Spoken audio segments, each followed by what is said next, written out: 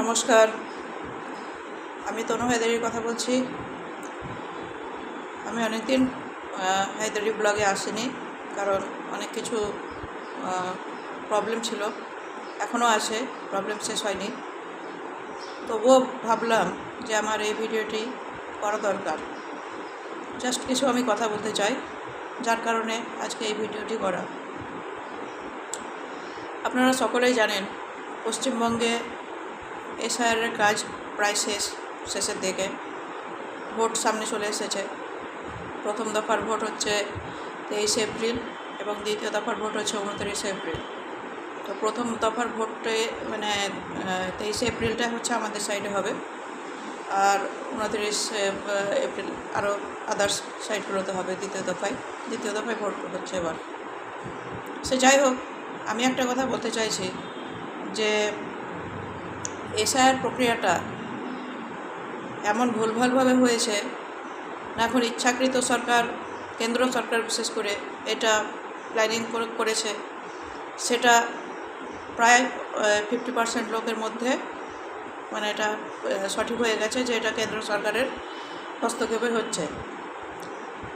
এবার আমাদের যেটা হয়েছে যে লজিক্যাল ডিসক্রিপেন্সির নামে অনেক লোককে, অনেক বৈধ ভোটারকে বাদ দিয়ে দেওয়া হয়েছে। সেটা যখন ড্রাফট রোল যখন বেরোয়, ড্রাফট রোলে যেগুলো স্থানান্তরিত হয়েছিল, মৃত ভোটার, এসব জাতীয় ভোটারগুলো ডিলিট হয়েছিল। সে ড্রাফট রোলে অনেক নাম চলে এসেছিলো, যেগুলো সত্যি বৈধ, সে নামগুলো চলে এসেছিলো। তখন ড্রাফট রোল পর্যন্ত নির্বাচন কমিশন স্বচ্ছভাবে কাজ করেছিল এসআইআরের। কিন্তু যখন দেখলো, বিজেপির লোকরা যখন দেখলো যে আমরা যেভাবে একটা সম্প্রদায়কে, বিশেষ করে মুসলিম সম্প্রদায়কে আমরা টার্গেট করছি, আবার আমরা বলে রেখেছিলাম যে 1,25,00,000 লোকের নাম বাদ যাবে, সেটা যখন হলো না, তখন কি করলো, সেটা অবশ্য বেশি করে উল্লেখ করছিল শুভেন্দু অধিকারী। উল্লেখ করার পেছনে আমরা শুধু শুভেন্দু অধিকারীকেই দোষ দিই, কিন্তু এটা শুভেন্দু অধিকারীর দোষ একাই নয়, এটা পুরো বিজেপি টিম ওদের যেটা আছে সেটা ওরা ইচ্ছা করে করেছে এটা। এবার চাপ দিতে লাগলো নির্বাচন কমিশনকে, ও উপর মহল থেকে, কেন্দ্র থেকেও চাপ দিতে লাগলো জ্ঞানেশ কুমার তো পুরোপুরি ওদেরই লোক। সেও দেখলো যে ঠিকই তো, যেটা বলা হয়েছিল সেটা তো হয়নি, ফুলফিল হয়নি। এবার কি করলো, এবার যখন দেখলো নাম উঠে গেল, প্রথমে কিন্তু নির্বাচন কমিশন একটা কথা বলেছিল, আপনাদের সবার হয়তো খেয়াল আছে, যে এসআইআরের যখন ড্রাফট রোলে যেসব নামগুলো উঠবে সেগুলোই ফাইনাল হয়ে যাবে। এবার যেগুলো উঠবে না, তাদের আপত্তি করলে পরে হিয়ারিং তখন হবে, হিয়ারিংয়ে তাদেরকে যেতে হবে, এই কথা কিন্তু বলেছিল নির্বাচন কমিশন। কিন্তু ড্রাফট রোলের পরে যখন বিজেপির কিছু ফুলফিল হলো না, তখন কিন্তু নির্বাচন কমিশনকে কাজে লাগিয়ে সে ড্রাফট রোল থেকে আবার হিয়ারিং করা শুরু করলো লজিক্যাল ডিসক্রিপেন্সির নামে, ছোটোখাটো বানান ভুলের নামে। তারপরে কার বাবার 6টা ছেলে মেয়ে কিনা কি 7টা ছেলে মেয়ে কিনা সেটা নিয়ে, এইসব নিয়ে হিয়ারিং করা শুরু হলো।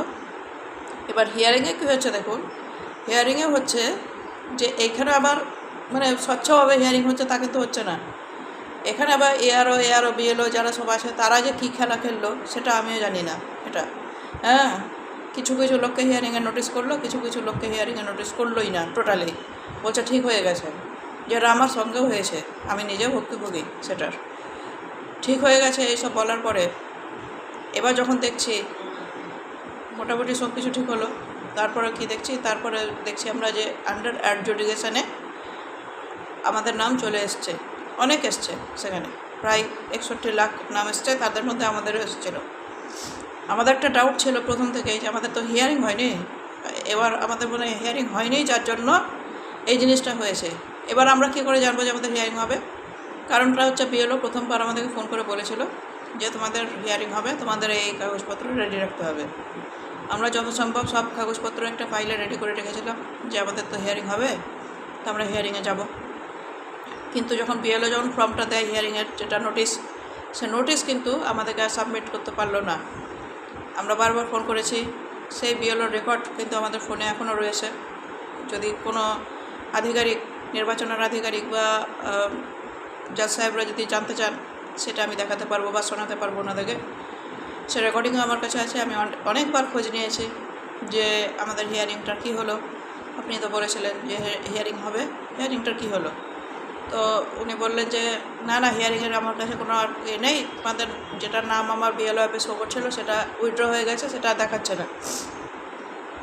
তো এই মানে কি বলবো, যেটা হিয়ারিং হয়নি সেটাতে আমি নিজে পড়েছিলাম, আমার ভাই পড়েছিল, আমার ভাইয়ের একটা বন্ধু পড়েছিল, আমার নিজের খুড়তুতো দাদা ও বৌদি তারাও পড়েছিল এই হিয়ারিংয়ের। মানে হিয়ারিং হয়নি, যাদের নোটিশ আসার কথা ছিল কিন্তু আসেনি, আমাদেরকে দেওয়া হয়নি। তো যাই হোক, হয়নি। এবার কিন্তু যেটা হলো যে আমাদের কিন্তু আন্ডার অ্যাডজুডিকেশানে সবকটার নাম চলে এলো।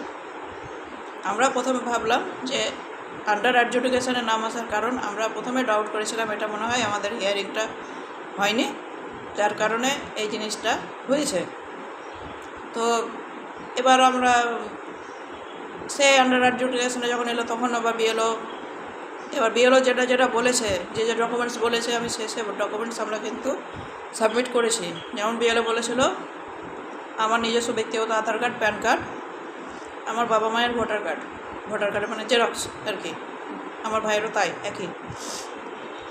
তো আমি যেটা দেখলাম যে শুধু ভোটার কার্ড বাবা মার দেবো, তার থেকে আধার কার্ডও তো একটা ভ্যালিড প্রুফ, তো আধার কার্ডটাও সঙ্গে দিই, এটা কিন্তু আমি নিজে বুদ্ধি করে দিয়েছিলাম তার হাতে।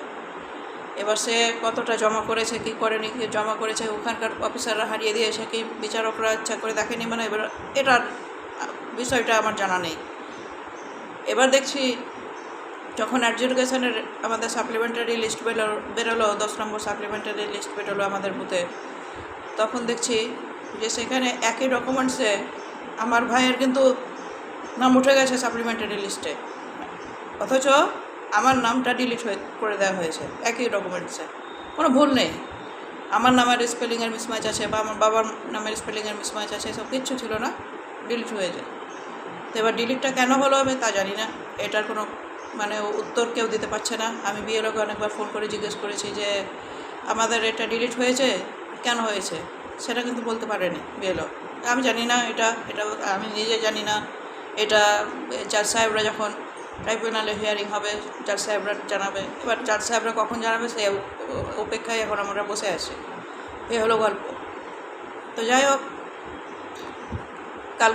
গতকাল 13 তারিখ মোটামুটি সুপ্রিম কোর্টের একটা রায় বেরোনোর কথা ছিল যে যারা ট্রাইব্যুনালে অ্যাপ্লাই করছে বা ভ্যালিড ভোটার তারা যাতে ভোটটা দিতে পায়।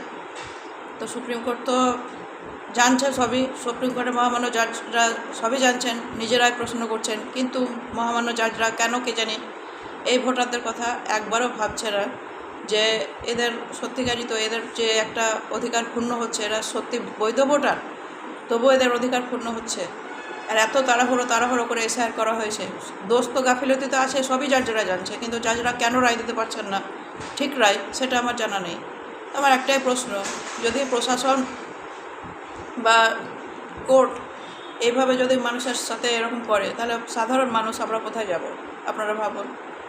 আমরা তো বিশাল বড় আহামরি কিছু না যে আমরা যেমন আগেও দেখলাম যারা প্রার্থী হলো, প্রার্থীগুলোর নাম কিন্তু আগে ভাগে উঠে গেল, সে মুখ্যমন্ত্রীর চিঠিতেই হোক আর কোর্টের হস্তক্ষেপেই হোক, সেটা কিন্তু ওদের নাম উঠে গেছে। বড় বড় লয়ার নিয়ে যাচ্ছে, নাম উঠে যাচ্ছে, কিন্তু সাধারণ পাবলিক ভেসে যে যাচ্ছে। সাধারণ পাবলিকের কোনো কারোর জন্য, মানে সাধারণ পাবলিকের কোনো মন্ত্রী বলুন, মুখ্যমন্ত্রী বলুন, প্রধানমন্ত্রী বলুন কি কোর্ট বলুন, কেউ মাথা ব্যথা করছে না। মানে তারা মরুক, তাদের কী যায় আসে, একটা ভোট না দিলে কী হবে? কিন্তু তাদের আবেগে যে কতটা আঘাত লাগছে যে আমরা ভারতীয় হয়েও আমরা এরকম ডিলিট হয়ে বসে আছি, কতটা সম্মানের ব্যাপার, সেটা কিন্তু কোনো কোর্ট কাছারি, কোনো মন্ত্রী, মুখ্যমন্ত্রী কেউ বুঝছে না। সব নিজের ভোট নিয়ে ব্যস্ত আছে, ভোটে জিততে হবে, কিন্তু ভোটাররাই তো যাই হোক বাদ হয়ে আসে।